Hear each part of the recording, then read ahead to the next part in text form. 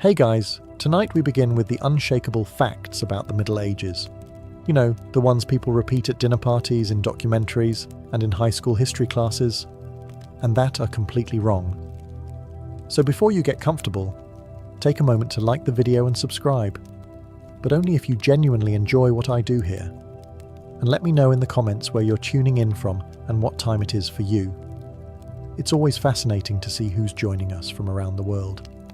Now, dim the lights, maybe turn on a fan for that soft background hum, and let's ease into tonight's journey together.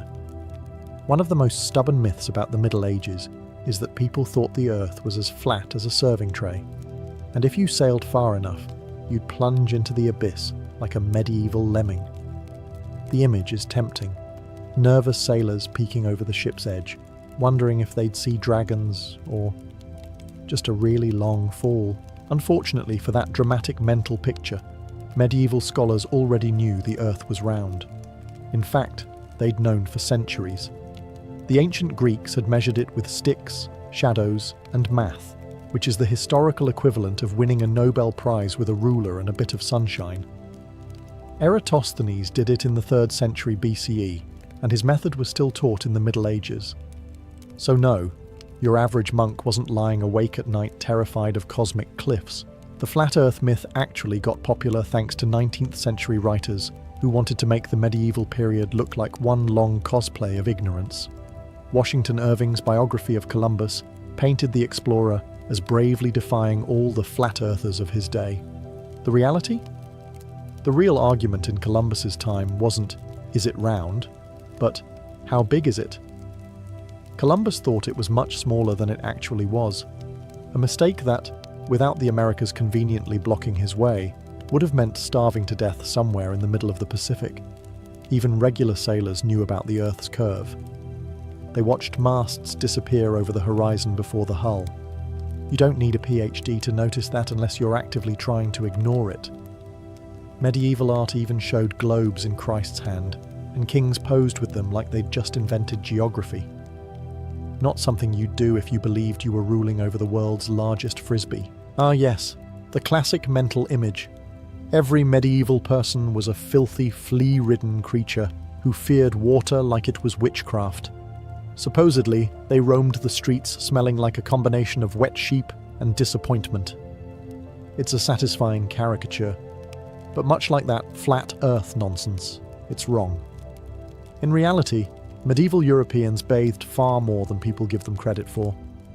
Public bathhouses were common in towns, often operating as social hubs where people could catch up on gossip, seal business deals, and, in some cases, enjoy additional services for an extra fee. Let's just say some bathhouses were the medieval equivalent of a full-service spa, and leave it at that. Even in rural areas, washing wasn't a rarity.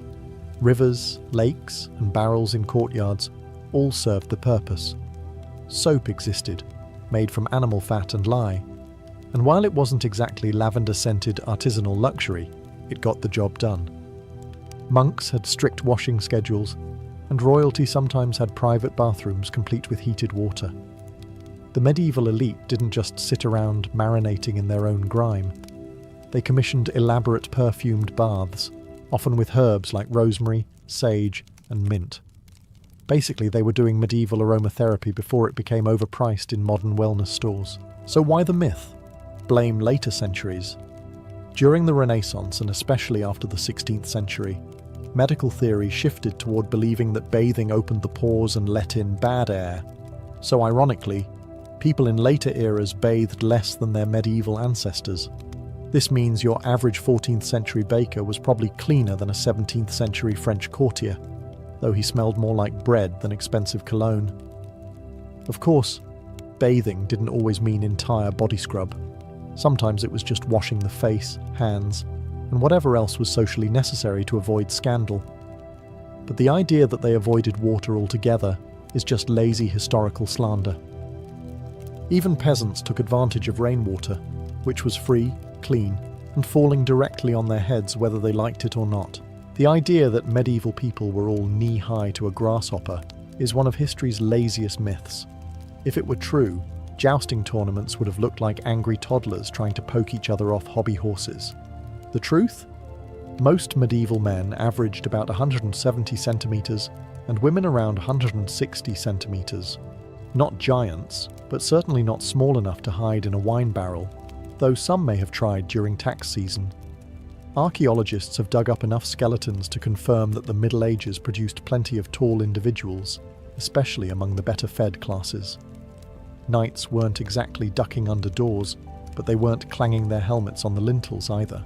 Part of the confusion comes from medieval architecture. Low doorways weren't designed for little people. They were designed for little heat loss. Medieval builders understood insulation better than they understood hygiene. And if that meant you cracked your forehead every time you entered the pantry, so be it. Beds were also shorter, but that's because people often slept half upright, which they thought prevented vapours from suffocating them. Of course, if you'd been breathing medieval air, you'd worry about vapours too. The nobility, with diets rich in meat, dairy, and imported delicacies, often had a height advantage over peasants who mostly lived on bread and cabbage. Chroniclers, eager to please their patrons, inflated royal statues in their writing. So in some accounts, kings loomed like cathedral spires, which is impressive until you realise these same scribes also claimed the monarch could kill a boar with a stern look. Yes, poor nutrition, disease, and grueling labour did stunt some people's growth, but the overall picture is far more varied than the miniature medieval man stereotype suggests. There were lanky guards, stocky masons, and more than a few market women who could knock you flat for asking if their husband was home. So no, the medieval world was not populated by a race of human collectibles. They were people much like us, except with worse dental care and an alarming tolerance for cold drafts. If you believe every high school history textbook from 50 years ago, the Middle Ages were a 1,000-year blackout between the Roman Empire and the Renaissance. No art, no science, no progress. Just peasants tilling mud while monks argued about angels on pinheads. In reality, medieval Europe was far from an intellectual wasteland. The period produced universities, Gothic cathedrals, mechanical clocks, and more philosophical debates than a modern internet forum. People didn't stop thinking after Rome fell. They just thought about different things, like how to keep your soup from freezing in January, or whether it was morally acceptable to charge interest on a loan. The dark label comes partly from later Renaissance writers who like to flatter themselves. By making the Middle Ages look like a cultural pit, they could make their own era seem like a blazing dawn.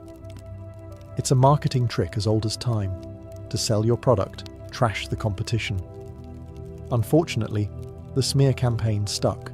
There's also the problem of lighting. We see medieval interiors today in dim candlelight during reenactments, and our brains translate that into, they lived in darkness. In truth, they had windows, oil lamps, and torches. But yes, it was still darker than your average LED-lit kitchen. And yet people somehow managed to read, write, and create manuscripts so intricate they could make your eyes ache. As for dull, life in the Middle Ages could be anything but. Tournaments featured men in armour knocking each other unconscious for sport. Travelling entertainers performed acrobatics, music, and comedy, some of which would get you banned from YouTube. Markets were noisy, chaotic affairs where you could buy a chicken, hire a scribe, and get your teeth pulled, all in the same street. Sure, there were long, uneventful winters where nothing happened except gossip and stew, but that's true of any era. The difference is, medieval people couldn't distract themselves with television. Instead, they invented elaborate games, told stories, and occasionally staged a festival so wild the church had to step in. Somewhere along the way, people got the idea that medieval Europeans lived on nothing but boiled cabbage and regret. This is partly because modern historians like to focus on what peasants ate, which, granted, was not exactly a Michelin-starred affair. But to claim all medieval food was bland is like judging modern cuisine by gas station sandwiches. The truth? Medieval kitchens could turn out dishes so heavily spiced that your tongue might file a formal complaint. Cinnamon, cloves, nutmeg, ginger. These weren't rare, special occasion seasonings for the elite. They were dumped into meat, fish, and even wine, with the enthusiasm of a teenager using cologne for the first time. Spices were expensive, yes, but they were a status symbol, the medieval equivalent of having a sports car parked in your dining hall. And it wasn't just about spice. Cooks in noble households loved colour and spectacle.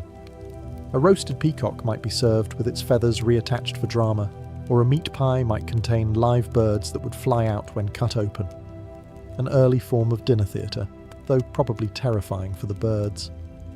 Sweet and savoury combinations were popular too.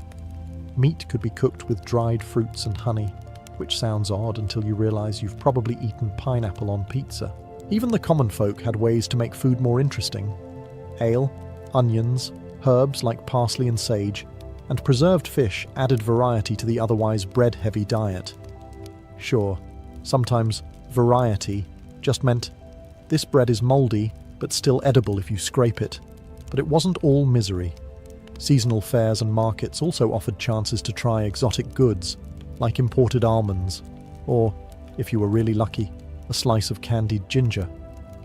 The real blandness came during times of scarcity, famines, sieges, or winters, when the cabbage barrel ran dry. That's when meals became survival rations. But when times were good, medieval cooking could be vibrant, flavourful, and sometimes alarmingly experimental. Somewhere, Hollywood decided that a knight in full plate armour was basically a helpless tin can, wobbling around until someone pushed them over like a clumsy fridge. You've seen the image. A knight falls on his back and can't get up, lying there like an overturned turtle, while his opponent politely waits to stab him. Reality check. A well-fitted suit of plate armour weighed about 45–60 pounds. That's the same as wearing a loaded hiking backpack, except instead of straining your shoulders, the weight was evenly distributed over your whole body. Medieval armourers were not in the business of producing metal prisons. They were in the business of keeping you alive while you swung a sword at someone else trying to kill you. Knights could run, jump, mount horses without cranes, and yes, even do somersaults. There are surviving training manuals showing fully armoured fighters grappling, rolling, and wrestling like they were auditioning for medieval WWE. Try doing that in your jeans and tell me who's more restricted. So where did the turtle knight myth come from? One culprit is a 15th century tournament style where contestants wore extra armour, heavier, bulkier, and designed purely for jousting. Yes, that made you about as agile as a garden shed, but that wasn't combat armour. That was sports equipment, the medieval equivalent of an American football player's pads. You wouldn't judge a sprinter's speed by watching someone in a mascot costume, would you? Another culprit is Victorian-era reenactments. 19th century medieval armour was often decorative, poorly fitted, or made of thicker steel for display, not battle. Put a stiff, overweight gentleman into one of those, and of course he moved like a malfunctioning wind-up toy. And then, of course, we have modern TV shows that think a slow, awkward knight makes for better slapstick than a swift, dangerous one. Truth be told, if knights had been as clumsy as pop culture suggests, the Middle Ages would have been very short indeed. Because no one survives a battlefield by lying on the ground like a stranded beetle waiting for rescue. In reality, armour didn't make you immobile. It made you confident. The kind of confidence that lets you walk into a sword fight and think, I've got this, rather than, I hope my will is up to date. If you believe most movies, the medieval Catholic Church had a special committee whose only job was to burn books, glare at astronomers, and shout, "Heretic," at anyone with a magnifying glass.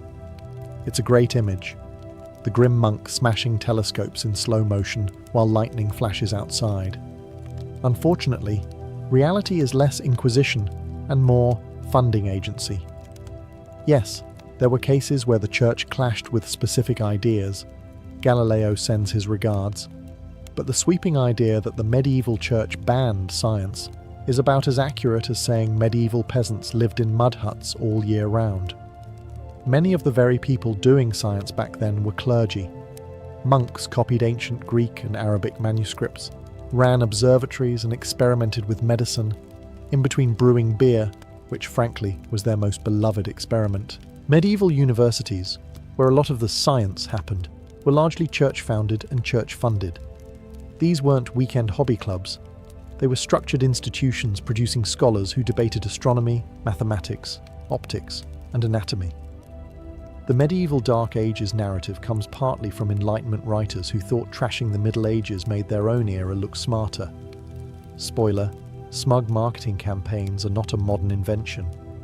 The Church didn't hate science, it just preferred it to fit within certain philosophical and theological boundaries. If you wanted to claim the Earth was round, no problem.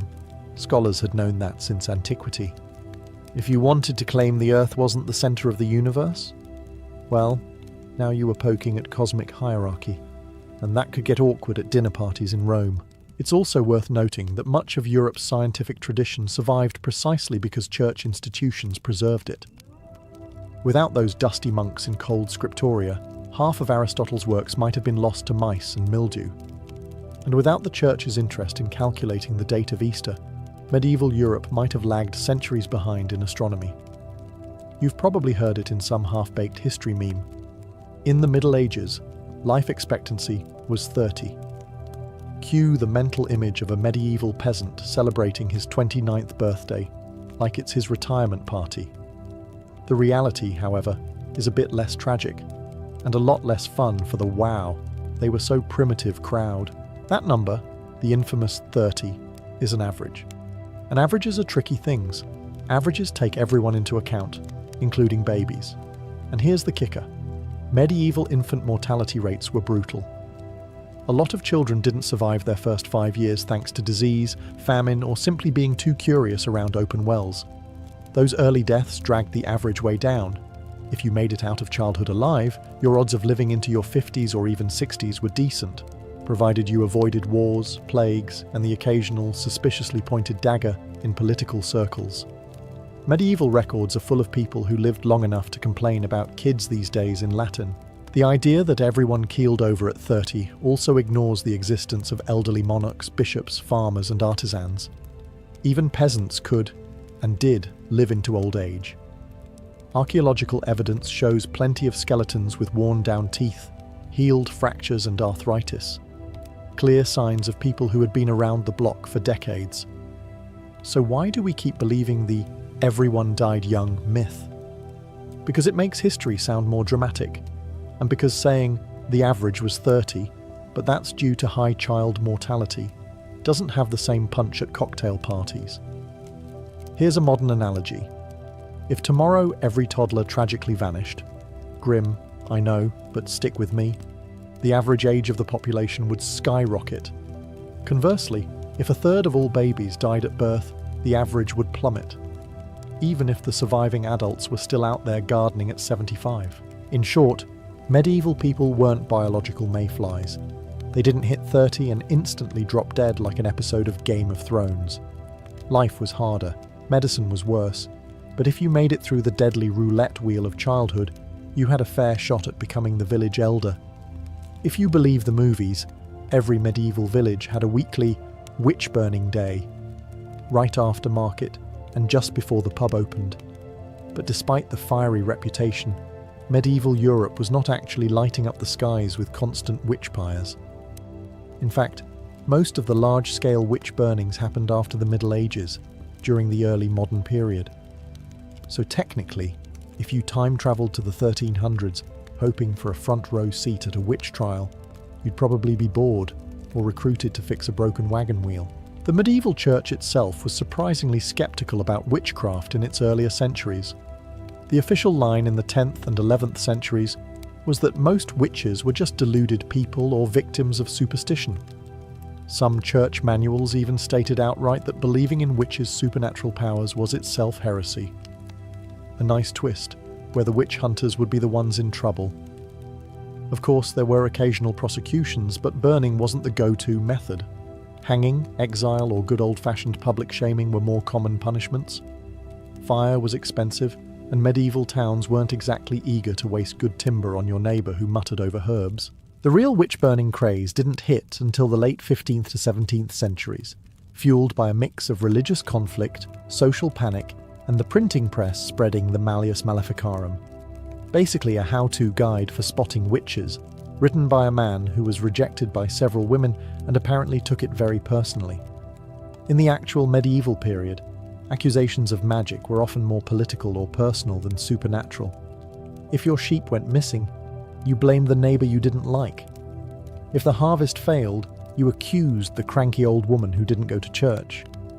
And if your husband was unfaithful, well, maybe that young, attractive widow down the lane was bewitching him. Convenient, isn't it?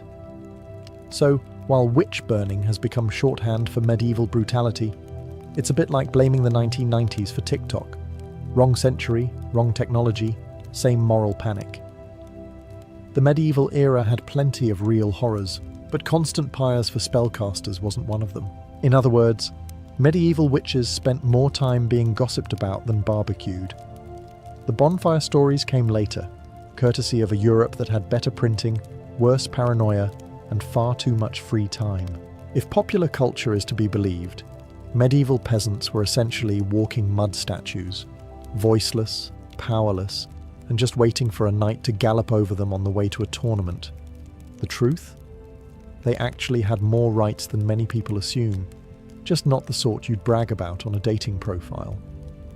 Yes, peasants were at the bottom of the feudal hierarchy, but that didn't mean they were legally invisible. Many were bound to the land as serfs, but they still had recognized rights in manorial courts, which were like local legal clubs, minus the velvet ropes, and plus a lot more disputes over pigs. These courts allowed peasants to challenge fines, settle quarrels, and even sue their lord in some cases, though winning was a bit like winning a staring contest with the sun. They also had access to customary rights, the right to gather firewood, graze animals on common land, or fish in certain rivers. These commons were crucial to survival and were fiercely defended. Try to take away a peasant's right to gather fallen branches, and you might wake up to find your hayrick mysteriously on fire. Taxes and dues were a burden, yes, but they were usually predictable. Peasants knew what they owed and could sometimes negotiate, which is more than can be said for your internet provider today. And while they owed labour to their lord, there were limits. The lord couldn't just demand you build him a moat because he got bored on a Tuesday. And then there's the myth that peasants never left their village, chained forever to the same patch of dirt. In reality, many travelled to markets, fairs, and even other towns for seasonal work. The road wasn't closed to them. It just required time, permission, and the ability to ignore every roadside alehouse on the way. So no, medieval peasants weren't living in some legal void where the lord could do whatever he wanted without consequence. Their rights might look small to us, but in their world, they were worth defending, sometimes to the death, or at least until after the harvest. The no rights myth survives because it's simple and dramatic, but real medieval life was more nuanced. Peasants were not only subjects, but also players in the complex game of feudal give and take. And like any good game, the rules were there, even if the house usually won. If you picture medieval castles as giant, cold slabs of grey stone looming over a perpetually muddy village, congratulations. You've been watching too many documentaries shot on cloudy days in November. In reality, medieval castles could be surprisingly colourful. And no, I don't mean from bloodstains after a siege. Castles were often plastered and painted in bright, eye-watering colours. Walls might be whitewashed to gleam in the sun, painted in stripes, or decorated with murals. Think less gothic misery, and more medieval Instagram filter set to sunny and gaudy. Even stone walls, when left exposed, were sometimes tinted with pigments to give them a warmer look. It turns out medieval people didn't want to live in a grim, dark set from Game of Thrones. They wanted somewhere that looked impressive, not depressing. Inside, things got even flashier. Great halls were draped with colourful tapestries, not just for decoration, but also to keep out drafts, and to cover up whatever the masons had messed up. Heraldic banners, carved wooden ceilings, and painted shields added splashes of colour everywhere. Floors might be tiled with intricate patterns or strewn with fresh rushes, and yes, those rushes could hide some unmentionable debris. But at least they were replaced regularly, in theory. Even the furniture was painted and gilded. Chairs, chests, and beds were often carved and then decorated in reds, blues, and golds. If you walked into a medieval noble's bedchamber expecting grey stone and minimalism, you'd probably need sunglasses. So why do we think castles were depressing? Partly because paint fades and plaster crumbles, leaving the bare stone skeleton behind. Archaeology can tell us they were once colourful, but seeing a ruin in person is like meeting a rock star at 80 and assuming they always looked like that. That's not to say castles were all cosy and cheerful. They were fortresses after all, with draughty passages, uneven stairs, and a smell that was somewhere between wood smoke and horse. But visually, they were built to impress allies, intimidate enemies, and remind peasants who was in charge. In short, medieval castles weren't grey and joyless. They were the architectural equivalent of wearing a crown while shouting your family crest in primary colours. The bleakness is just what's left when the centuries strip away the medieval paint job. The Black Death was, without question, one of the deadliest pandemics in history. It tore through Europe, the Middle East, and parts of Asia in the mid-14th century like a plague-themed carnival ride nobody wanted to be on. But the idea that it killed half the world is ambitious, even for a disease that made medieval doctors think strapping live chickens to your armpits was sound medical advice. In truth, historians estimate it killed between 30% and 60% of Europe's population, which is horrifying enough without rounding it up to half the globe. Entire villages were wiped out, trade routes went eerily quiet, and you could probably buy a house for the price of a turnip, if you could find anyone alive to sell it to you. But the rest of the world, not quite so devastated. China and the Middle East suffered massive losses, yes, but Africa, the Americas, and much of Oceania were untouched. In 1347, half the world didn't even know Europe existed, much less that it was in the middle of a pandemic apocalypse. The notion that everyone was affected is more of a dramatic storytelling flourish, like claiming every medieval knight was a chivalrous hero, or that every princess was blonde.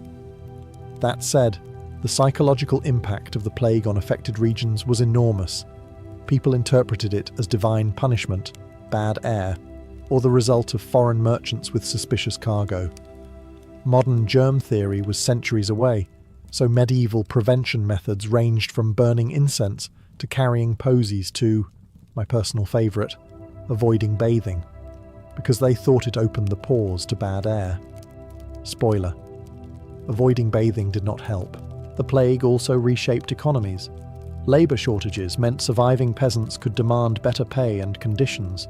Some even left their manors to work elsewhere, legally or otherwise. This sudden shift in bargaining power was about as welcome to the nobility as a rat in their soup. If Hollywood has taught us anything, it's that in the Middle Ages, every legal dispute could be solved by two people whacking each other with swords until one of them was dead, preferably in the rain, with dramatic music. In reality, trial by combat was more like the flashy legal loophole you could technically invoke, but almost no one actually did. The idea was simple. If you were accused of a crime, you could prove your innocence by fighting your accuser. The thinking went that God would favour the righteous, which sounds noble until you remember that God's will often looked suspiciously like the better fighter won. And yes, this applied even in civil disputes. Imagine suing your neighbour over a stolen cow and ending up in a muddy field, trying not to get your helmet caved in. But trial by combat wasn't the medieval equivalent of Judge Judy. In most places it was rare, regulated, and often replaced by other methods like oaths, witness testimony, or, everyone's favourite, trial by ordeal, which involved things like holding red-hot irons or dunking people in rivers. Combat was expensive, dangerous, and socially awkward if your opponent happened to be your brother-in-law. When it was used, the rules could be bizarre. There were standardised weapons, designated arenas, and even time limits. And contrary to popular belief, it wasn't always to the death. Sometimes the fight ended when one party was too injured to continue, or just yielded because they realised God probably wasn't on their side after all. One of the most famous late examples was the 1386 duel between Jean de Carouge and Jacques Legris in France, immortalised in The Last Duel. It was a big deal precisely because it was so rare by that point. When such trials did happen, They drew huge crowds because, let's face it, medieval entertainment options were limited, and two angry nobles fighting for divine judgment was basically the Super Bowl. By the late Middle Ages, trial by combat had faded into legal obscurity, lingering only as an archaic curiosity. In England, it technically remained on the books until 1819, when some clever defendant actually tried to demand it, and lawmakers quickly realised maybe they should take that option away before someone got ideas. So, no. Medieval courts weren't just armoured brawls in disguise. Most disputes were settled with paperwork, not polearms.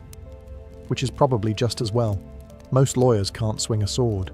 If you believe the stereotype, medieval medicine was basically just apply leeches until patient stops complaining or stops breathing, whichever comes first.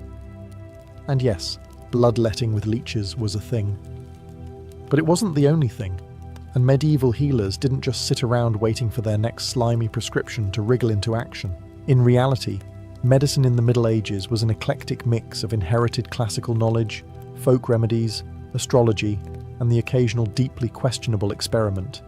Physicians, apothecaries, midwives, and barber surgeons all had their roles. The physicians wore long robes and tried to impress you with Latin phrases. Apothecaries dispensed herbs, powders, and mysterious potions, some helpful, some placebo, and some that probably should have come with a may cause death label. Barber surgeons, meanwhile, could cut your hair, pull your tooth, and amputate your leg, all in the same appointment. Efficiency at its finest. Leeches were part of a broader belief in balancing the four humours: blood, phlegm, black bile, and yellow bile. If you had too much of one, your body was out of balance, and the cure might involve draining some blood, inducing vomiting, or giving you a laxative strong enough to power a small mill wheel. But medieval medicine wasn't just trial and frequent error. Herbal treatments like willow bark for pain, garlic for infections, and honey for wounds actually had merit and are still used in some form today. Hospitals run by religious orders provided care, even if care sometimes meant prayers and a clean bed.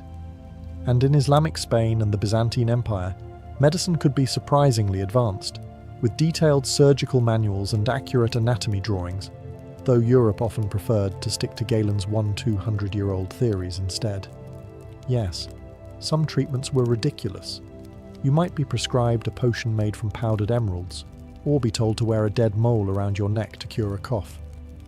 But there was a method to the madness, at least in their minds, and not every patient ended up worse off than when they arrived. If you go by Hollywood, every medieval day began with a rooster screaming in your ear, followed by 16 hours of ploughing mud until your hands fell off, and ended with either a plague death or being burned as a witch. The Middle Ages, we're told, were basically one long misery marathon, interrupted only by the occasional public hanging to lift the spirits. Now, yes, life wasn't exactly a spa retreat. Famine, war, disease, and the occasional Viking raid were very real problems. But the idea that everyone walked around perpetually gloomy, staring at the dirt while sighing is, well, dirt poor history. Medieval people laughed, sang, told jokes, and celebrated whenever they could, often with festivals so raucous they'd make modern music festivals look like Sunday school picnics. Weddings weren't stiff affairs.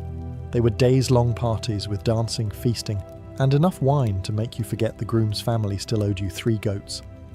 Even peasants had time for sports, games, and elaborate holiday traditions. Because if you're going to live without Wi-Fi, you may as well get really good at archery. And the food. Despite the gruel 3 times a day myth, seasonal produce, meats, breads, cheeses, and even imported spices made it to many tables. Sure, not everyone was gnawing on roast swan dusted with saffron, but they weren't living on sadness soup either. Art, music, and storytelling thrived. People embroidered beautiful clothing, carved intricate woodwork, and told epic tales. Not because they were bored, but because beauty mattered. The idea that life was only about survival is an invention of modern cynicism, looking back through smudged glasses. And yes, The average lifespan statistic gets thrown around to prove life was short and miserable, but that number is skewed by high infant mortality. If you made it past childhood, you could easily live into your 60s, which is more than enough time to develop opinions about the neighbour's sheep. Medieval life had struggles, absolutely, but it also had joy, humour, music, and love, all the things that make life worth living. The only people who think the Middle Ages were nothing but misery are the same ones who assume medieval people never bathed. Spoiler. They did. Just maybe not as often as you'd like.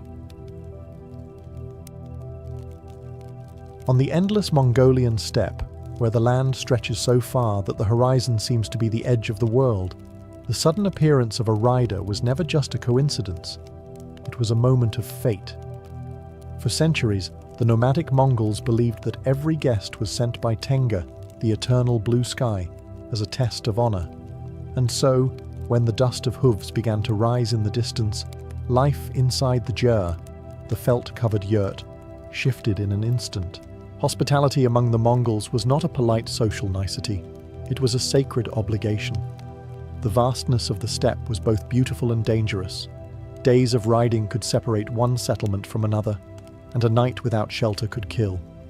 To deny a traveller warmth, food, and safety was to risk their life, and in Mongol belief, to invite misfortune upon yourself. Whether the visitor was kin, a wandering trader, or even someone who had once been an enemy, the rule was the same. You welcomed them as if they were a long-lost friend. In this way, hospitality was not simply about survival, it was about dignity. It affirmed a shared humanity across the vast emptiness, binding strangers through food, warmth, and respect. Out here, on the wind-swept plains, you could never know if the stranger at your door might one day be you. One of the most striking aspects of Mongol hospitality was its indifference to old grudges, a quality that baffled outsiders and even unnerved diplomats. In the settled kingdoms beyond the steppe, hospitality might be extended to allies, merchants, or kin, but rarely to someone who had once raided your lands or fought against you. On the Mongolian plains, however, the rules of survival erased these boundaries. It was not that the Mongols forgot past wrongs, far from it. Feuds could span generations, and vengeance was a cultural currency.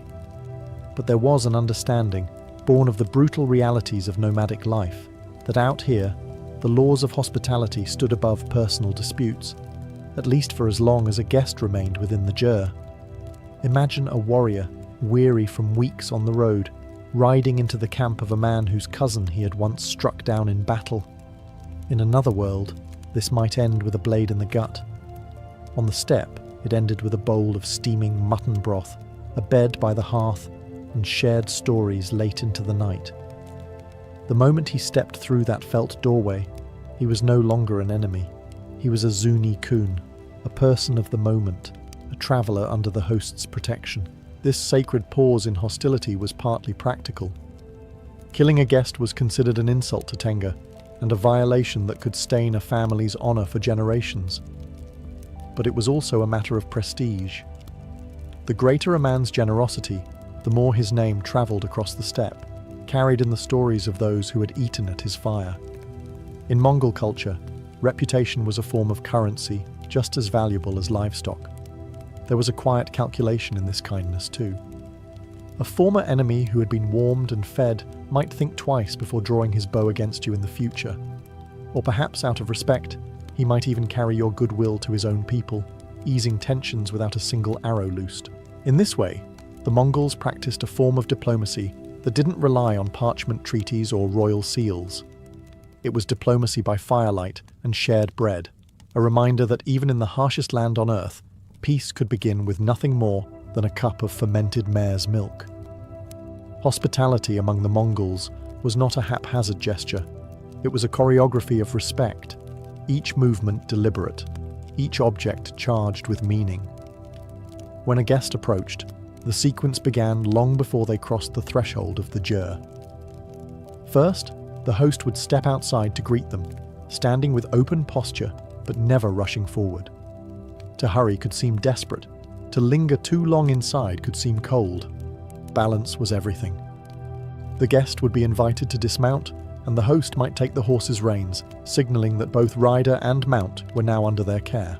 The door flap of the ger, always facing south to welcome the sun, was lifted for the guest. Inside, the fire at the centre burned steadily, its smoke rising through the tonneau, the round smoke hole at the top. This fire was not just for warmth, it was the hearth spirit, a guardian of the household. Guests were expected to step carefully around it, never to step over it, for to do so was a deep insult. Seating arrangements carried their own silent language. The north side, directly opposite the door, was the place of honour reserved for the guest. Here they would sit on cushions or carpets, facing both the hearth and the entrance, a position of respect and security. Weapons, if carried, were either set aside or placed visibly to the side, a subtle assurance that no harm was intended. Then came the offering of airag, the fermented mare's milk, poured into a silver or wooden bowl. The guest accepted it with both hands, a gesture showing they came with no hidden blade. To refuse the drink was unthinkable. It was to reject not just the liquid, but the bond it symbolized. Alongside it came bread, curds, or meat, depending on the host's wealth and the season. Conversation began slowly, often with blessings and remarks about the weather, safe topics to ease into deeper matters. This ritual wasn't just politeness. It was a way to affirm trust in a land where trust meant survival. Every gesture, from how the bowl was held to where the guest sat, reinforced the idea that for this moment, beneath this roof, they belonged. For the Mongols, these steps weren't formalities. They were a living thread to their ancestors, binding the present to centuries of tradition. On the Mongolian steppe, food was never just nourishment. It was an unspoken contract. To share a meal was to share trust, and once you had eaten at another's fire, there existed an invisible thread between you that was not easily cut. This was especially true when the offering was airag, the fermented mare's milk that stood at the centre of nomadic hospitality. Airag was more than a drink. Its creation was a labour that reflected the rhythm of the steppe. Mares were milked several times a day. The milk poured into a leather bag hung by the gyr's entrance, where it would be stirred and churned each time someone passed. This constant motion transformed it into a lightly alcoholic, tangy brew, both refreshing and symbolic. To accept it was to accept the protection of the household. To drain the bowl was to seal that acceptance. Alongside the airag came the solid companions of the nomadic table. Bortsog, small fried bread pieces, offered a crisp sweetness that contrasted with the drink's sour tang. Arul, dried curds hardened by sun and wind, were a test of the teeth and a reminder of the steppe's unforgiving nature. Food designed to last through long journeys. If the family had slaughtered an animal recently, the guest might be served hot mutton soup, rich with fat, accompanied by thick noodles or dumplings known as booze. The order in which these foods were offered carried meaning. Airag almost always came first. It was the initial handshake between host and guest. Bread or curds followed to steady the stomach. Meat was the ultimate sign of honour, for livestock were wealth, and to serve fresh meat meant the host had parted with something valuable for your sake. Eating together was not a rushed affair. The guest was encouraged to take seconds, thirds if they could, for a full belly was proof of a host's generosity. In turn, the guest might leave behind small gifts, a handful of tea bricks, a pouch of tobacco, or simply the promise of returned kindness on another day. In this exchange, food and drink became something more than sustenance. They were a treaty written in flavour, understood across languages and borders. On the vast steppe, where ink and parchment were rare, such treaties were far more enduring. The Mongol steppe was never an isolated realm. It was a crossroads. Merchants from the Silk Road, Persian envoys, Chinese scholars, and even bewildered European travellers all found themselves at the flap of a Mongol gyr, blinking into the warm glow of the hearth after days or weeks in the merciless wind. And regardless of origin, creed, or appearance, They were welcomed according to the same sacred code that bound every nomadic household. For outsiders, this welcome could feel almost unreal.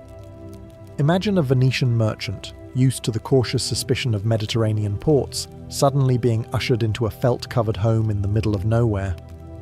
Before he could explain his purpose, he would be handed a steaming bowl of broth, a hunk of bread, and a cup of airag, which, for the uninitiated, could be a shock to the palate. Yet to refuse was unthinkable. The host's pride was poured into that bowl. Many of these foreign guests noted in their writings that Mongol hospitality was remarkably unconditional. There were no demands for payment, no weighing of whether you were worth the food or shelter. That said, a wise traveller knew to offer some token in return before departure: tea, cloth, beads, or even a song from their homeland. Such gestures didn't pay for the hospitality. They honoured it. Language barriers rarely proved a problem. The rituals of welcome, seating the guest in the place of honour, offering food with both hands, refilling their cup before it was empty, spoke louder than any words. Even the order of dishes communicated trust. Airag first, then curds, then meat. By the time real conversation began, often through interpreters or in a mix of signs and shared words, the foundation of mutual respect had already been laid. These encounters weren't just kindness for kindness's sake. They were also threads in a much larger web. A well-treated traveller would carry stories of generosity across deserts and seas, burnishing the host's reputation far beyond the reach of their own hooves. In a culture where fame could travel faster than armies, a single act of welcome could be as powerful as 100 warriors. Thus, the Mongols' openness to strangers wasn't naive. It was strategic, spiritual, and deeply human all at once. On the Mongolian steppe, treaties were not drafted in ink. They were tasted in broth and sealed in shared cups of airag. Hospitality wasn't just kindness.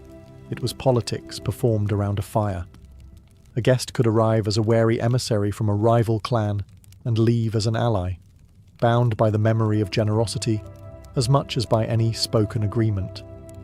When two groups sought peace or cooperation, the first step was rarely a formal meeting. Instead, the host clan would prepare a feast. Horses would be slaughtered, an extravagant gesture, for horse meat was reserved for important occasions. The ger would be readied to receive the visitors, with carpets and cushions freshly beaten, and the finest utensils polished until they gleamed in the lamplight. The guests would be seated in the place of honour, directly opposite the door, a silent signal that they were under the household's full protection. The food was the language of diplomacy. The richer the spread, meats, fresh dairy, sweets, the clearer the message. We value this meeting, and we have the wealth to honour you. In Mongol culture, to offer less than your best at such a moment would be to admit weakness or disinterest. Conversations during these gatherings were never rushed. They began with blessings and small talk, easing both sides into comfort. A host might recount the bravery of the guest's ancestors, or speak of mutual threats from distant tribes. Between courses, cups were refilled again and again, and with each round, the atmosphere softened. The line between negotiation and celebration blurred. This ritual worked on a deeper level than mere words. Sharing food and shelter was a visceral reminder that survival on the steppe depended on cooperation. When you had eaten at someone's fire, the thought of turning your bow against them carried a weight that was hard to ignore. By the time the feast ended, the visitors often left with more than full bellies. They carried new loyalties. The understanding might be as simple as a promise to trade, or as grand as a pledge of military aid. And while no parchment recorded these bonds, they endured in memory, upheld by honour, and the certainty that future visits would be met with the same warmth. In this way, Mongol hospitality was not just tradition, it was statecraft, woven into the very fabric of survival and power on the steppe. To step inside a Mongol ger was to enter not just a home, but a sacred space layered with unspoken laws. A guest might be welcomed with open arms, but that didn't mean they could behave however they pleased. On the steppe, hospitality came with a code, and to break it was to risk offending your host, or worse, the spirits that guarded the household. The most important rule began at the threshold. Never step on the wooden doorframe. It was more than a piece of carpentry. It symbolized the boundary between the wild world outside and the sanctity within. Treading on it was thought to invite misfortune, not only upon the guest, but upon the entire household. Once inside, the hearth was the heart of the jur, and it was treated with deep reverence. Guests never stepped over it, poked at its fire without permission, or placed trash into it. The fire was the spirit of life, its flames linked to the eternal blue sky, and disrespecting it was akin to insulting the gods. Seating had its own unspoken map. The northern section, facing the entrance, was reserved for honoured guests. The west was traditionally the men's side, and the east was the women's. Sitting in the wrong place, especially without being invited, was a breach of etiquette. When food or drink was offered, it was accepted with both hands and without hesitation. To refuse was not only rude, it suggested distrust. Even if the guest disliked Erag's sour tang or found the mutton too fatty, they were expected to take at least a token sip or bite. Complaining about the meal, however subtly, was never acceptable. There were smaller, subtler rules too. Pointing your feet toward the hearth was frowned upon, as was touching someone's head, considered the most sacred part of the body. Weapons were either left outside or kept in plain sight but untouched, signaling peaceful intent. These customs were rarely explained outright. A guest was expected to learn them by observation or prior knowledge. Yet they served a purpose beyond courtesy. They created an atmosphere of mutual respect, ensuring that the fragile trust between host and guest remained unbroken. To abide by these rules was to honour not just your host, but the ancient spirit of the steppe, a spirit that demanded respect from all who travelled under its endless sky. On the Mongolian steppe, the welcome a guest received was never a question, it was a certainty. But what was offered and how it was presented shifted with the turning of the seasons. The vast grasslands lived by a rhythm older than memory, and hospitality moved in step with that cycle. In the warmth of summer, life on the steppe was at its most abundant. Herds grazed on lush grass, mares produced rich milk, and the Erag bags hanging at the jur's entrance were kept in constant motion, ensuring a steady supply for visitors. Fresh dairy dominated the table, clotted cream, yogurt and curds alongside Irag. Bread was plentiful, and feasts could include tender cuts of mutton or goat. Travellers arriving in summer might find themselves drawn into the relaxed social gatherings that dotted the steppe, with music, storytelling, and wrestling matches extending into the long twilight hours. Autumn was the season of preparation. Livestock were fattened for the harsh months ahead, and slaughtering began in earnest. Guests in this season might be honoured with korkog, a hearty dish of mutton slow-cooked with hot stones inside a sealed pot, its rich aroma filling the jur. There was a sense of urgency in the air. Every meeting, every shared meal carried an undertone of winter's looming approach. Then came winter, when the steppe turned white and the wind became a living, biting force. Hospitality in this season was as much about survival as tradition. Fresh milk was scarce. Erag gave way to salty milk tea, heavy with butter for warmth and energy. Meat, often dried or frozen in the open air, was the primary fare, sometimes boiled simply to conserve fuel. Guests were invited to sit closer to the hearth, and conversation was subdued, broken by the howl of the wind outside. To turn away a traveller in winter was unthinkable. It was to send them to their death. Spring brought a fragile renewal. Grass returned slowly, and herds began to produce milk again, though supplies were thin. Hospitality was modest in this season, yet no less sincere. A bowl of fresh milk, a small portion of cheese, a promise of better days ahead. In every season, the essence of Mongol hospitality remained unchanged. To offer what you had, without hesitation, and to remind the traveller that even in the most unforgiving land, there was still warmth to be found.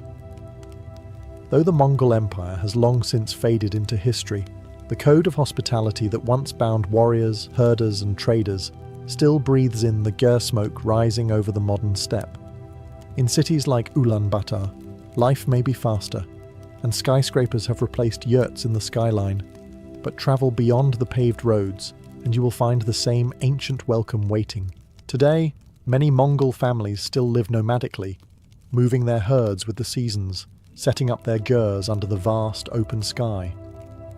A stranger arriving on horseback or by motorbike is greeted much as they would have been centuries ago, with warmth, food, and a seat in the place of honour. Airag is still poured, bread still passed, and the hearth fire still treated with reverence. Even for those who live in towns, the spirit remains. It is not uncommon for travellers to be invited into a home after a chance meeting, offered tea and biscuits while stories are exchanged. The old belief persists that a guest is a gift from Tenga, and to refuse them is to invite bad fortune. This endurance is partly cultural pride. Hospitality is seen as a marker of Mongol identity, a living link to the greatness of their ancestors. But it is also born from the continued realities of the land. The steppe can still be merciless, with vast distances and unpredictable weather. Acts of generosity are not only symbolic, they are practical insurance for the day when you too might be the one seeking shelter. In recent years, tourism has brought new kinds of guests. Photographers chasing the golden light, historians retracing the paths of Genghis Khan, backpackers testing themselves against the wilderness. Many leave with stories of being welcomed into gurs without prior arrangement, of being fed and sheltered without a single word of money spoken. For the Mongols, this is not charity. It is the fulfillment of a duty, one that transcends wealth, politics, or religion. As long as the eternal blue sky watches over the steppe, they believe the old ways must continue. Thus, Mongol hospitality endures, not as a quaint relic, but as a living, breathing tradition, still powerful enough to turn strangers into friends, and sometimes even former enemies into allies. By the autumn of 1614, Japan was a land outwardly at peace, but inwardly bracing for another storm. The Tokugawa shogunate, founded by Tokugawa Ieyasu after his decisive victory at the Battle of Sekigahara in 1600, now ruled from Edo. Officially, Ieyasu had retired, handing the title of shogun to his son, Hidetada. In reality, the old warlord still pulled the strings of power, watching the nation with the wary eyes of a man who knew how quickly unity could shatter. Only one serious rival remained, the Toyotomi clan, once the ruling power of Japan under the legendary Toyotomi Hideyoshi. His son, Toyotomi Hideyori, had been just a child when Sekigahara ended his family's dominance. Now in his early 20s, he was a symbol for all who disliked Tokugawa rule. Hideyori was no mere relic of a fallen dynasty. He was wealthy, politically connected, and most dangerously, entrenched within Osaka Castle, the mightiest fortress in the land. Osaka Castle was more than just stone walls and watchtowers. It was a statement of Toyotomi power. Massive moats, towering ramparts, and storehouses packed with enough food and supplies to withstand a prolonged siege. Merchants, masterless samurai, and ambitious lords still gravitated toward its protection, swelling its garrison. The castle's position in the heart of Japan gave it strategic importance. If a rebellion flared, Osaka could serve as both a rallying point and an impregnable base. Rumors began to swirl through the country. Whispers of Toyotomi allies gathering, of weapons being stockpiled, of secret letters sent to daimyo still loyal to Hideyoshi's memory. The Tokugawa court in Edo heard these reports with increasing alarm. For Ieyasu, this wasn't just about military threat. It was about the possibility of the Toyotomi becoming a political alternative to his rule, drawing discontented warriors like moths to a flame. In public, the two sides maintained a facade of civility. In private, both prepared for the inevitability of war. Ieyasu, the seasoned strategist, understood that to secure the Tokugawa shogunate for generations, the Toyotomi presence in Osaka had to be erased completely. Hideyori, raised in a world of shifting loyalties, knew that to survive, he could not show weakness. The stage was set. Two great houses, one old and calculating, the other young and defiant. both locked in a silent contest of wills beneath the watchful eyes of the entire nation. The fragile peace was about to break. The road to the siege did not begin with a sudden clash of swords, but with deliberate moves in a political game that Tokugawa Ieyasu played better than anyone alive. He knew that open aggression without cause could turn neutral daimyo against him. Instead, he needed a justification, something that would make war seem not just inevitable, but righteous. The spark came in the form of a temple bell. In 1614, the Toyotomi funded the recasting of a great bell for the Hokoji Temple in Kyoto. Upon its completion, an inscription was engraved with a Buddhist prayer for peace, ending with the phrase, "Kokka Anko," may the nation be at peace. A harmless blessing to most eyes, but to Ieyasu, or rather to those reading the message on his behalf, the specific arrangement of characters could be interpreted as a curse against the Tokugawa clan. The character for peace sat in a way that seemed to separate Ieyasu from long life, and the shogunate pounced on this as evidence of Toyotomi insolence. It was a flimsy pretext, but in the charged political climate, it was enough. Ieyasu's envoys accused Hideyori of plotting rebellion. Letters were dispatched across Japan, warning daimyo that the Toyotomi were preparing for war and must be dealt with before they could destabilize the realm. Many lords, eager to prove loyalty or simply avoid suspicion, began supplying troops and provisions to the Tokugawa cause. For Hideyori, the accusation was both insulting and dangerous. Advisors urged him to make peace, perhaps by sending hostages or dismantling parts of Osaka Castle's fortifications. Yet there was a defiant current in the Toyotomi camp. Many believed that yielding now would only hasten their end. Samurai, loyal to his father's memory, flooded into Osaka, some of them ronin who had nothing left to lose. The castle's garrison swelled to perhaps 100,000 fighters, a force impressive in size but varied in discipline and loyalty. The stage was now set not for diplomacy, but for confrontation.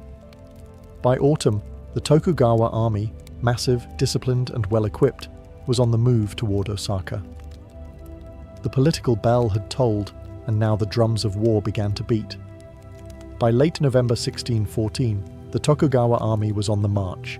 It was a force that dwarfed any Japan had seen since Sekigahara. Estimates ranged from 150,000 to over 200,000 troops, drawn from nearly every domain loyal to the shogunate. Commanded by Tokugawa Ieyasu himself, alongside his son Shogun Hidetada, it moved with the precision of a nation mobilized for final victory. Osaka Castle, however, was not an easy target. Hideyori's defenders numbered perhaps 90,000 to 100,000, an army swollen by waves of masterless ronin. These men, though not bound to any daimyo, brought with them experience from past wars and a willingness to fight with reckless courage.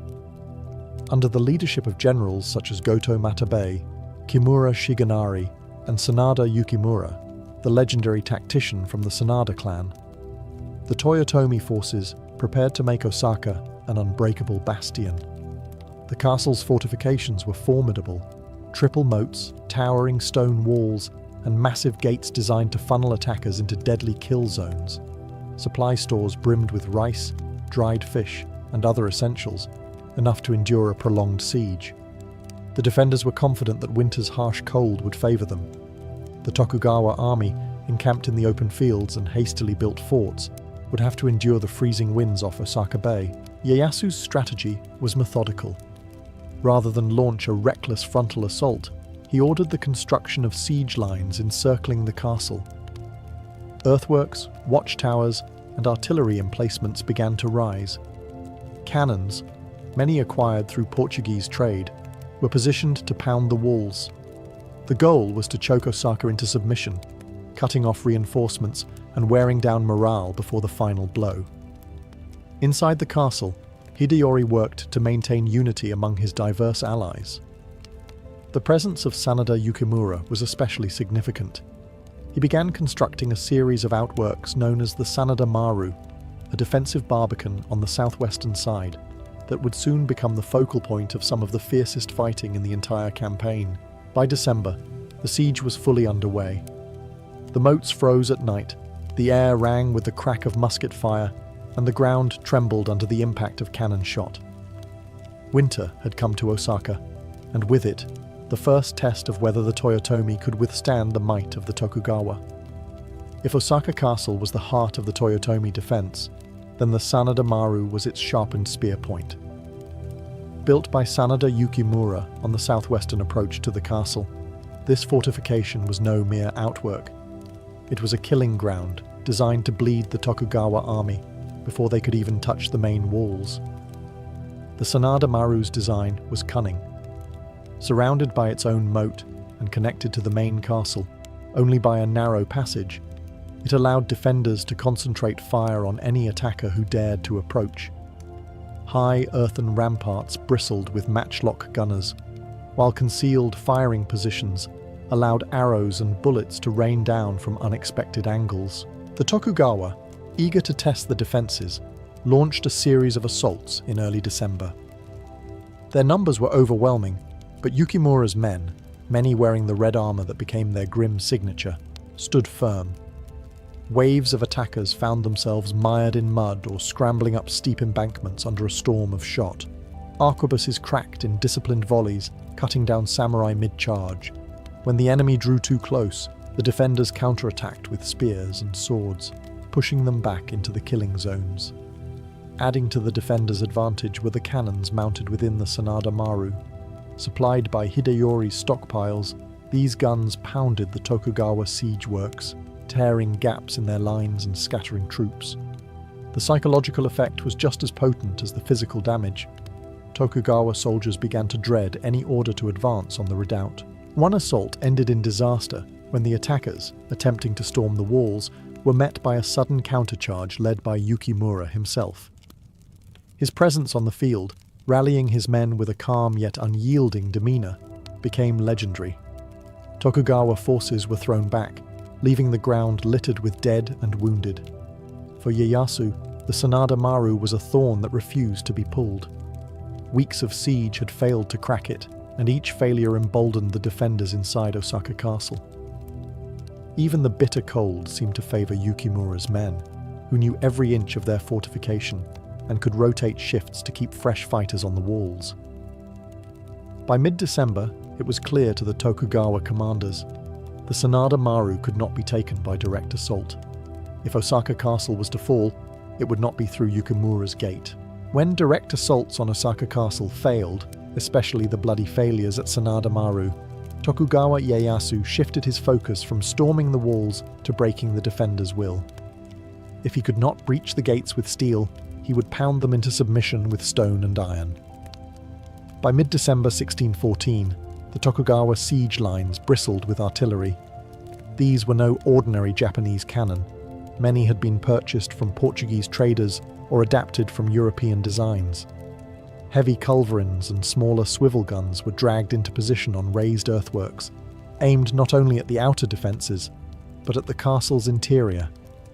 The objective was clear: to turn Osaka into a place where even survival felt like defeat.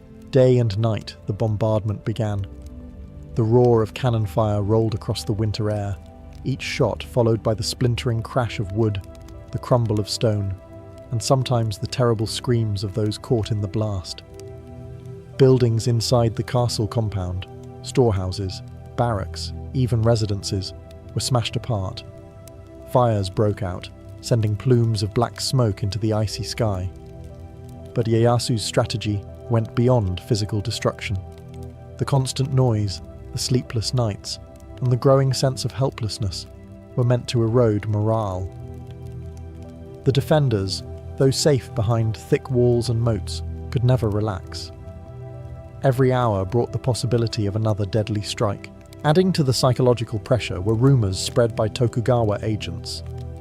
Messages were smuggled in or shouted from beyond the moat, promising mercy to those who abandoned Hideyori and swore loyalty to the shogunate. Some defenders dismissed them with contempt. Others, especially the less loyal Ronin, began to wonder if the fight was worth dying for. Inside Osaka, Hideyori and his commanders tried to counter this assault on the spirit. Public ceremonies were held to honour fallen warriors. Food was distributed generously to keep up morale. Sanada Yukimura continued to lead inspections of the walls, a visible reminder that leadership was still strong. Still, the weight of the siege could be felt. The people of Osaka Castle were enduring not just a military campaign, but a slow, grinding war on their senses.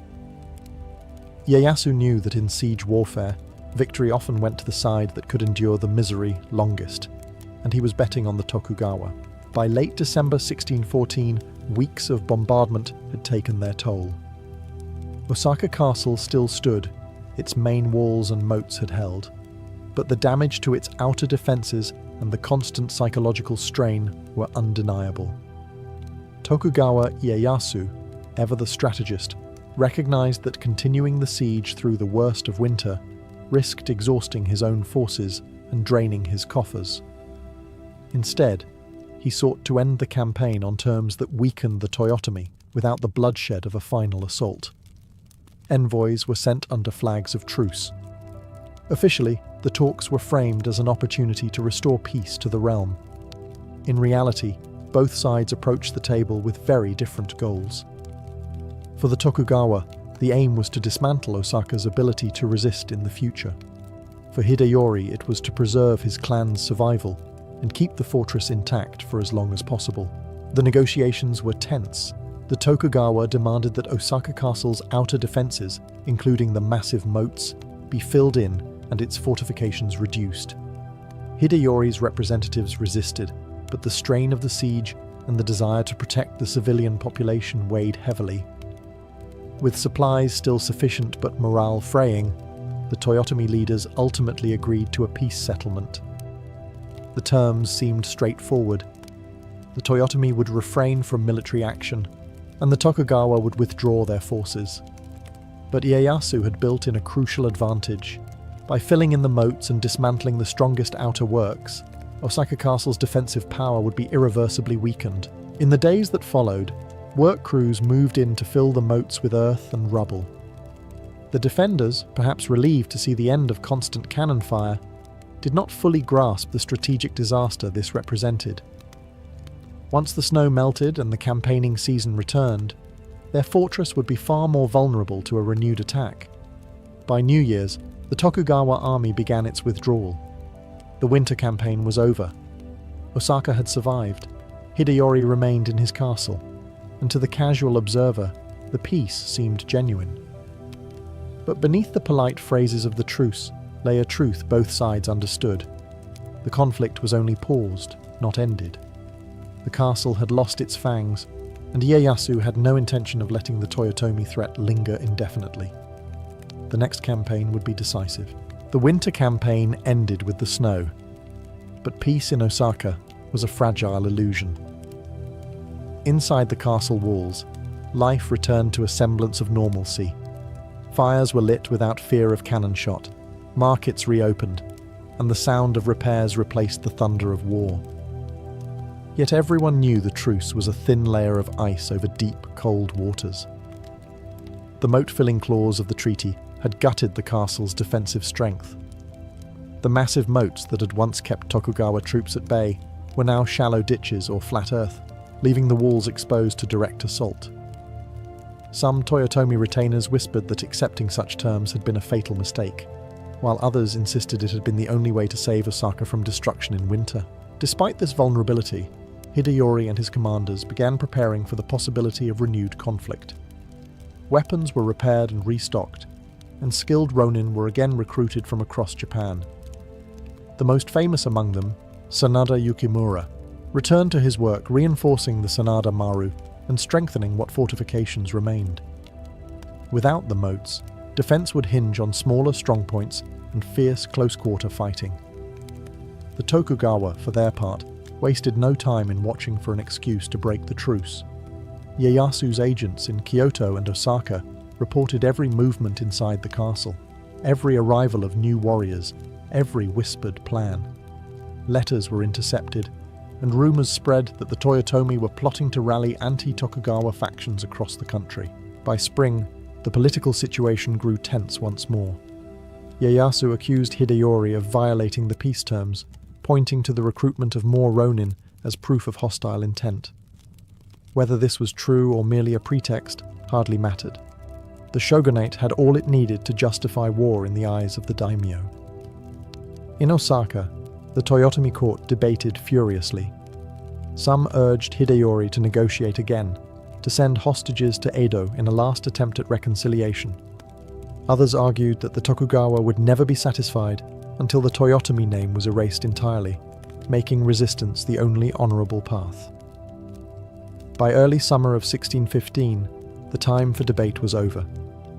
The Tokugawa armies began to mobilise once more, this time under the warm skies of the campaigning season.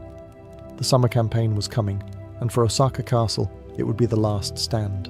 In May 1615, the Tokugawa army marched once more toward Osaka, this time with no intention of negotiation. The force was immense, over 150,000 soldiers, a mix of samurai, ashigaru, and allied domain troops from across Japan. At its head were Shogun Hidetada and the ever-watchful Tokugawa Ieyasu, now determined to erase the Toyotomi threat once and for all. The Toyotomi, though outnumbered, had not been idle. Hideyori had gathered roughly 55,000 defenders, many of them veteran Ronin hardened by years of wandering after Sekigahara. At the forefront was Sanada Yukimura, once again tasked with shoring up the castle's defences despite the absence of the protective moats. His strategy would be aggressive, meeting the Tokugawa in the field before they could fully encircle the castle. The first major clash came at Domyoji, where Toyotomi forces under Goto Matabei attempted to halt the Tokugawa advance. Matabei's troops fought fiercely, but a combination of poor coordination and overwhelming enemy numbers forced them into retreat. Matabei himself was killed in the chaos, a devastating loss for Toyotomi morale. Meanwhile, at Yao and Wakai, other Toyotomi detachments tried to check the Tokugawa flanks. Sanada Yukimura led one such force in a series of daring counterattacks, using his deep knowledge of the terrain to harass and delay the enemy. His red-armoured troops struck like lightning, inflicting heavy casualties before withdrawing to avoid being surrounded. Despite these spirited defences, the weight of Tokugawa manpower began to tell. The loss of the moats meant that the enemy could push siege lines dangerously close to Osaka Castle itself. Cannon fire once again shook the walls, and Tokugawa sappers worked to undermine the gates. By mid-June, the Tokugawa had tightened their grip. Skirmishes erupted almost daily, with the defenders launching sorties to burn siege works and disrupt supply lines. But each sortie cost men the Toyotomi could not replace. Inside the castle, the atmosphere was tense, but resolute. There was no expectation of mercy should they fall. The summer campaign had opened with blood and fire, and the noose was drawing tighter around Osaka. The stage was set for the decisive battle that would determine not only the fate of the Toyotomi, but the future of Japan itself. By late June 1615, the siege had reached its climax. The Tokugawa army had pushed their lines almost to the castle's walls, their artillery pounding day and night. Fires broke out across the outer compounds, and every hour brought the defenders fewer places to retreat. Sanada Yukimura, the unshakable heart of the Toyotomi resistance, knew the end was near, but he refused to surrender without one last stand. The decisive clash came at the Battle of Tennoji, fought just outside Osaka's southern gate. Yukimura led a desperate counterattack, rallying his red-armoured troops into a furious charge that momentarily broke the Tokugawa lines. It was a brilliant, almost suicidal maneuver, and for a brief moment it seemed the Toyotomi might turn the tide. But the enemy's superior numbers closed in from all sides, and Yukimura was mortally wounded in the chaos. His last reported words, encouraging his men to fight on, echoed through the ranks even as his banner fell. With their greatest commander gone, Toyotomi forces collapsed under relentless pressure. The Tokugawa surged forward, breaching the weakened gates and flooding into the castle grounds. Fighting raged through courtyards and corridors, steel flashing in the smoke-filled air. Civilians and warriors alike scrambled for safety, though for many, there was none to be found. In the main keep, Toyotomi Hideyori and his mother, Yodogimi, chose not to fall into enemy hands. As flames consumed the surrounding buildings, they committed seppuku, ending their lives in the warrior tradition. The keep itself was set ablaze, its great timbers cracking and collapsing as the sky over Osaka turned black with smoke. By evening, the siege was over. The Tokugawa had won a total ruthless victory. The Toyotomi clan was erased from political power, and Osaka Castle lay in ruins. The city, once a vibrant center of trade and culture, was left scarred and silent. For Tokugawa Ieyasu, this was the final act in the unification of Japan. With his rivals destroyed, his family's control over the country would last for more than 2 centuries. But the price was steep. The siege of Osaka had claimed tens of thousands of lives and left behind a legacy of both awe and tragedy, remembered as the last great battle of Japan's age of the samurai. Kutulun was born around 1260, when the Mongol Empire was still one of the largest and most feared realms in history. She was a direct descendant of Genghis Khan through her father, Kaidu, the powerful Khan of the Chagatai Khanate, a ruler whose authority stretched over much of Central Asia. This was not a peaceful, settled land of stone cities and quiet fields. Kutulun's childhood unfolded on the endless steppes, where survival depended on speed, strength, and an intimate understanding of the land. Life for a Mongol child began in the saddle. Horses were as essential as air and water, and Kutulun learned to ride before she could walk steadily. From her earliest days, she was trained in the ways of her people, drawing a bow while galloping at full speed, wrestling with older siblings until the dust rose, and reading the moods of the wind and the herd. These were not pastimes. They were skills that meant the difference between life and death in a world defined by war and mobility. Her father, Kaidu, was locked in constant political and military struggle with his cousins in the Great Khan's court, particularly Kublai Khan in China. This environment meant Kutulun grew up not in the sheltered luxury of a palace, but in military camps, surrounded by warriors, strategists, and the constant movement of armies. The clang of weapons and the shouts of soldiers were as familiar to her as the songs sung around the evening fire. Mongol culture valued strength and skill over mere lineage, and Kutulun's talents soon became impossible to ignore. Even as a child, she could ride longer, wrestle harder, and shoot straighter than boys older than her. She was not encouraged to follow the traditional path of a Mongol noblewoman, arranging marriages and managing the domestic side of a nomadic household, but to train alongside her father's warriors. Her mother and other women of the camp still taught her the domestic skills expected of a noble's daughter, but Kutulun's destiny was already shaping into something different. Her parents understood that in the harsh, competitive political landscape of the late Mongol Empire, a daughter who could command respect on the battlefield would be as valuable as any son. By the time she reached her teenage years, Kutulun had already begun to carve out a reputation, not simply as Kaidu's daughter, but as a warrior in her own right. By the time Kutulun reached her teenage years, her life was already intertwined with the rhythm of war. The Mongol Empire of her youth was no longer the unified machine it had been under Genghis Khan. It was fractured, with rival branches of the royal family vying for dominance. Her father, Kaidu, was one of the most formidable of these claimants, a military leader whose defiance of Kublai Khan placed him in constant conflict with the Yuan dynasty to the east and rival Khanates to the west.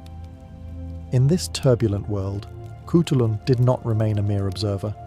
She rode alongside her father's army, not as a ceremonial figure, but as an active participant. Campaigns were grueling affairs, long rides across deserts and mountains, sudden clashes with enemy scouts, and full-scale battles where the fate of whole regions could shift in a day. Kutulun proved herself in these environments, wielding her bow and spear with the precision of a seasoned warrior. Contemporary accounts, particularly those from the Venetian traveller Marco Polo, describe her as unmatched in the field. He claimed she could seize an enemy soldier from horseback, drag him back to her own lines, and do so without breaking her pace. This was no exaggeration, meant to romanticize her image. Mongol cavalry tactics demanded such feats, and Kutulun excelled at them. Her father valued her presence not only for her skill in combat, but also for the morale it inspired.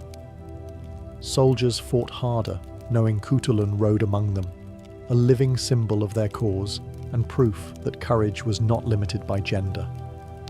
Her white horse became a recognizable sight on the battlefield, and her red-lined armor marked her as someone not to be underestimated. It was during these campaigns that Cutulun developed the fierce independence and tactical mind that would define her later fame. She learned to read the flow of battle, to anticipate enemy maneuvers, and to strike at the perfect moment. These were not skills acquired in training alone. They were forged in the chaos of real combat, where mistakes cost lives. By her early 20s, Cutulun was not just the daughter of Kaidu, but one of his most trusted commanders. Her reputation as a warrior princess had spread far beyond the Chagatai Khanate, earning both admiration and resentment in equal measure. Among the Mongols, wrestling, Burk, was more than a sport.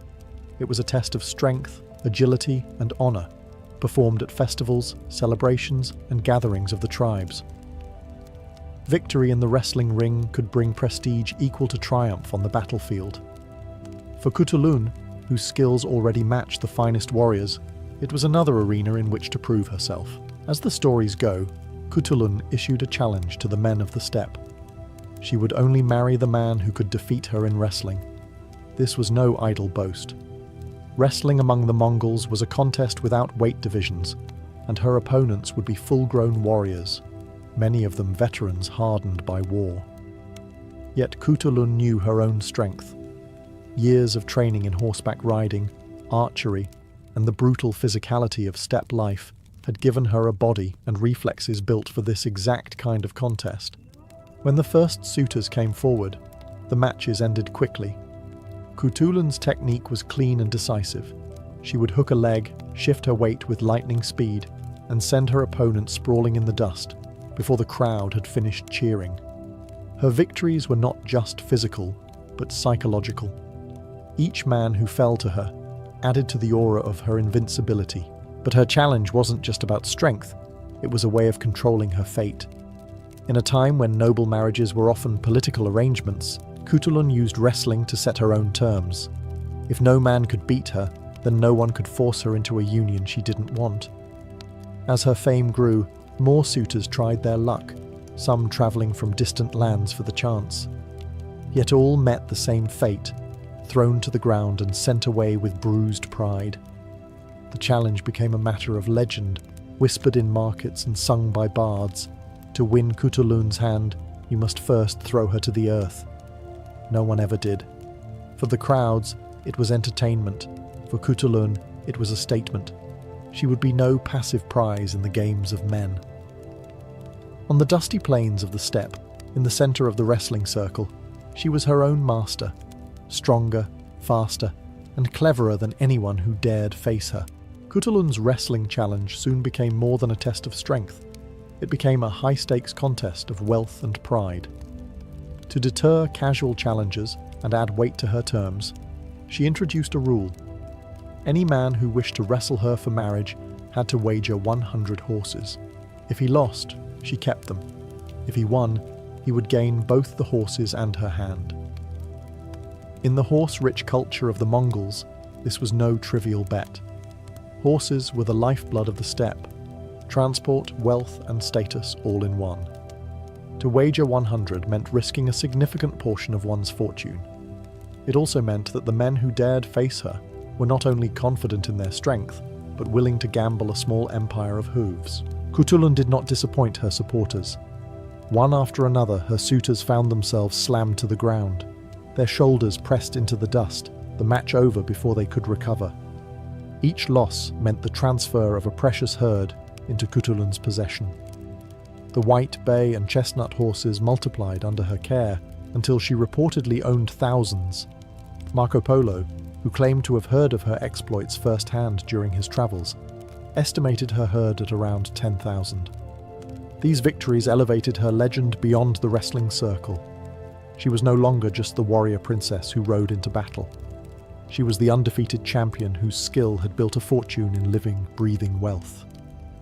For some, she became a figure of admiration. For others, a source of frustration. Every man who failed to beat her lost more than horses. He lost face in front of the entire tribe. But the wager was never purely about greed. By demanding such a high stake, Kutulun ensured that only the most determined would dare to try, filtering out the half-hearted and the foolish. It was also a way to keep control of her marital fate. No father, no Khan, could force her to accept a match that hadn't been earned in the ring.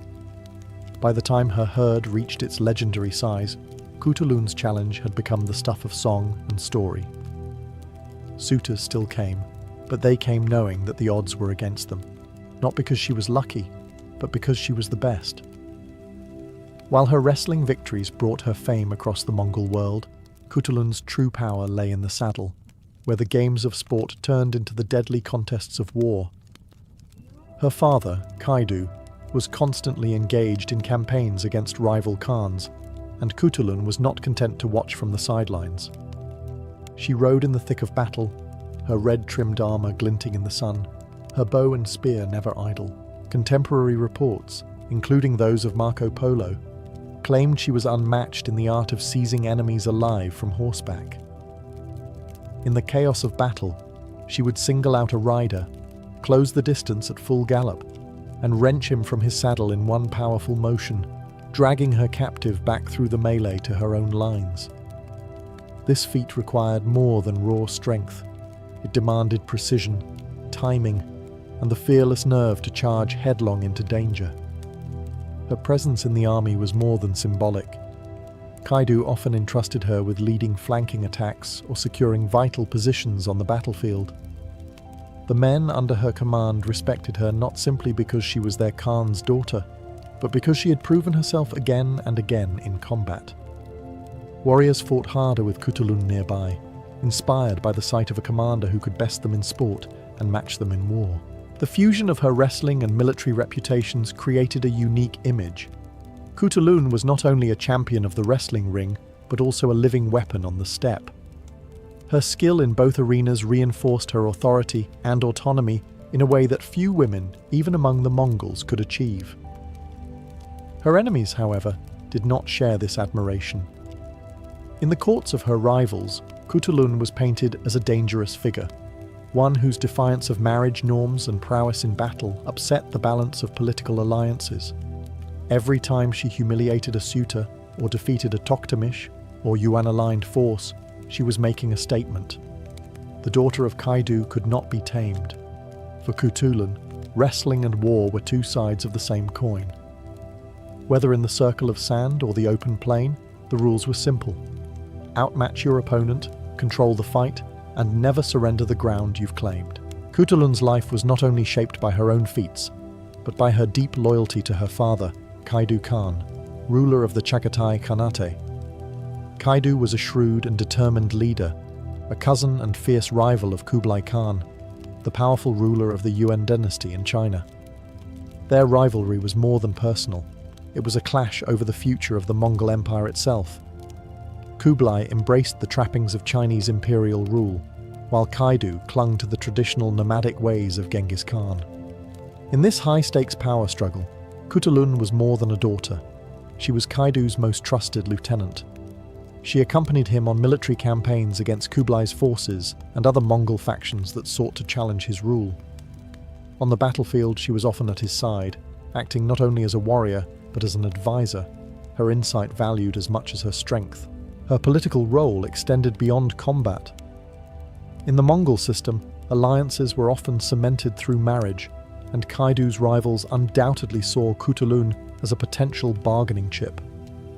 Yet her marriage challenge, defeat her in wrestling or win nothing, was as much a political shield as it was a personal choice. By keeping herself unmarried, she denied her father's enemies any leverage they might gain through her hand. This defiance did not go unnoticed. Chronicles suggest that Kutulun's influence in court was significant enough to draw envy and suspicion from other nobles. Some accused her of overstepping her role, others of holding undue sway over her father's decisions. But Kaidu never seemed to doubt her loyalty or capability. To him, Kutulun was an essential part of his campaign, to preserve the independence and traditions of their branch of the Mongol Empire. Her closeness to her father also meant she shared in his political burdens. When Kaidu's wars dragged on, bringing strain to the Khanate's resources and alliances, Kutulun was there to negotiate truces, rally troops, and keep wavering allies in the fold. Her presence reminded everyone that Kaidu's leadership was backed by more than bloodline. It was defended by a warrior who embodied the spirit of the steppe. In those years, Kutulun's identity became inseparable from her father's cause. She was not only his protector and champion, but also his heir in spirit, the living proof that the old Mongol ways were still alive and undefeated. In 1301, Kutulun's world shifted forever. Her father, Kaidu Khan, the unyielding ruler who had fought for decades to keep the Mongol Empire's heartlands independent from Kublai Khan's influence, died after years of war and political maneuvering. His passing left a dangerous power vacuum in the Chagatai Khanate, and with it came the question, who would lead? Kaidu had reportedly considered Kutulun as a successor. She had been his most trusted military commander, his closest advisor, and the child who best understood his vision for preserving the traditions of Genghis Khan's nomadic empire. But Mongol politics, despite their pragmatic nature in many areas, were still dominated by male leadership. For Kutulun to ascend would require more than skill and loyalty. It would require overcoming entrenched rivalries and the ambitions of male relatives who saw themselves as rightful heirs. The succession crisis quickly turned bitter. Several of Kaidu's sons and male allies maneuvered for power, forming temporary alliances and breaking them just as quickly.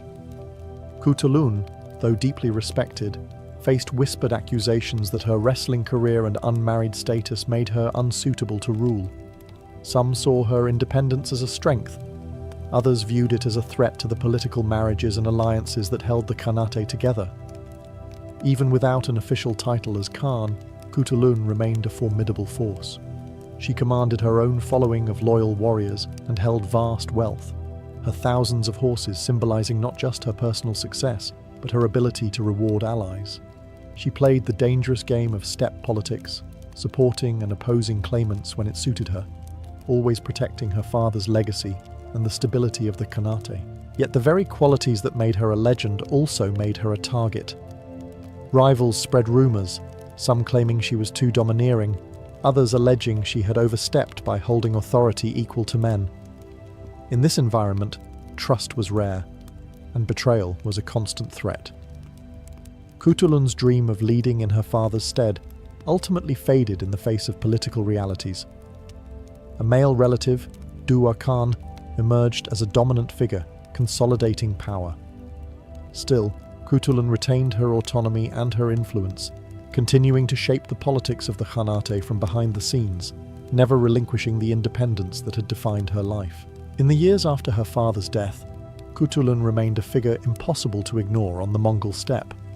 Though she never officially took the title of Khan, her wealth, military skill, and loyal following ensured she continued to wield real power.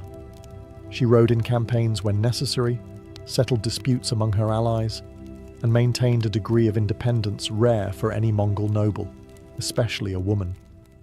Her vast herds of horses were still a living symbol of her undefeated wrestling career, and they gave her both economic clout and the ability to support warriors in times of conflict. Even the Khans who now ruled the Chagatai Khanate tread carefully around her. She was no ordinary princess to be commanded, yet with influence came the weight of rumor. Some claimed she had finally married, possibly for political reasons, though no match was ever confirmed in the chronicles. Others whispered darker tales, fabricated by rivals, accusing her of taking lovers in secret or even plotting treachery against her kin. None of these stories were proven, but on the steppe, rumor could be as deadly as the sword. Her later years were marked by shifting alliances in a turbulent political landscape. The Mongol Empire's great unity had long fractured, and the Chagatai Khanate faced both internal rivalries and external threats. Kutulun, ever the tactician, played the game carefully, lending her strength where it would preserve her standing and protect her people. The circumstances of her death around 1306 are shrouded in mystery. Some accounts claim illness took her, others hint at assassination, suggesting that her independence had finally made her too dangerous for the men in power. The Venetian traveller Marco Polo, who had heard of her exploits during his time in the Mongol realms, left no record of her end, only her astonishing life. Whatever the truth, Kutulun's legend did not fade. She remained in the memory of her people as the undefeated wrestler, the fearless warrior, and the woman who could not be forced into submission, whether in marriage, in politics, or in combat. Centuries later, her story would inspire characters in art and literature, her spirit riding eternally under the eternal blue sky she had served all her life. Centuries after her death, Kutulun's name still rides on the winds of the steppe. In Mongolia, Central Asia, and beyond, she remains a figure who defied expectations, living on her own terms in a world where power was usually measured in the strength of men's arms and the alliances they forged. She proved that a woman could command both fear and respect, not by exception, but by mastery. Her legend as an undefeated wrestler became the centerpiece of her story. Not one man ever bested her in the circle, and her wager, 100 horses per loss, transformed her into one of the wealthiest and most feared figures of her time. This feat alone made her unique among the descendants of Genghis Khan, blending athletic dominance with political savvy. In the Mongol oral tradition, Kutulun is remembered alongside the greatest warriors of her era. She is celebrated for her loyalty to her father, her skill in battle, and her refusal to be used as a pawn in political marriage games. Folk songs and tales recast her as the ideal of the strong, independent Mongol woman, one who embodied both beauty and ferocity. Her story also travelled far beyond the steppe. Marco Polo's accounts carried her fame into Europe, where her image mingled with legend and myth. Over time, her life inspired works of fiction and even opera. The most famous example is the character of Turandot in the plays and operas of later centuries, most notably in Puccini's opera, though these works fictionalized her story heavily, turning her wrestling challenge into riddles and her steppe heritage into an exoticized fantasy. Modern historians have worked to separate the fact from the embellishment, yet even the most cautious accounts leave her as a remarkable figure. In an age when many women in power were confined to court politics, Kutulun led warriors into battle, dictated the terms of her own marriage prospects, and accumulated immense wealth, all while remaining fiercely loyal to her people's traditions. Today, Kutulun's story is taught as both history and inspiration. She stands as proof that the Mongol Empire, despite its male-dominated leadership, had space for extraordinary women to rise through strength, cunning, and courage. Her life was a declaration, carried across centuries: strength knows no gender, and freedom is worth more than any crown.